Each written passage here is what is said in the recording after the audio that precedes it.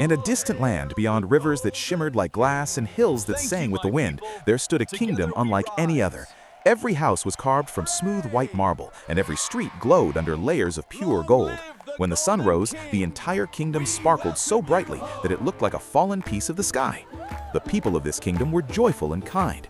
They believed that their true wealth was not the gold beneath their feet, but the peace in their hearts. Their king, wise and gentle, ruled with fairness and courage.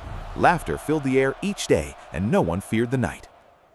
But far away in a dark and forgotten land lived a strange kingdom ruled by the Zeros, silent, hollow beings who envied the brilliance of others. They had no light of their own, and so they longed to take it from somewhere else. One day, without warning, a vast army of Zeros marched toward the Golden Kingdom.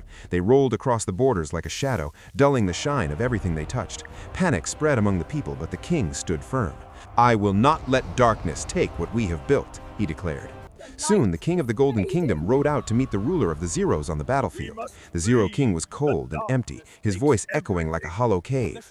"Your brightness will belong to us," the Zero King said. The Golden King replied calmly, "Light cannot be stolen, it must be created."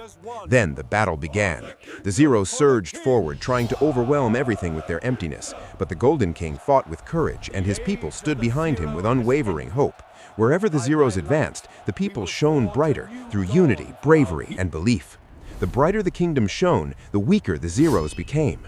At last, the Golden King faced the Zero King in a final clash. With one powerful strike, not of anger, but of radiant strength, the Golden King shattered the darkness surrounding him. The Zero King faltered. And then, something unexpected happened. The Zeros began to flee. They retreated in fear, rolling back into the shadows from where they came, unable to withstand the light they could never possess. Peace returned to the Golden Kingdom. The streets shone once more, the marble gleamed, and laughter filled the air again. From that day on, the people understood something even more valuable than gold. Even the greatest darkness cannot defeat a kingdom that shines from within.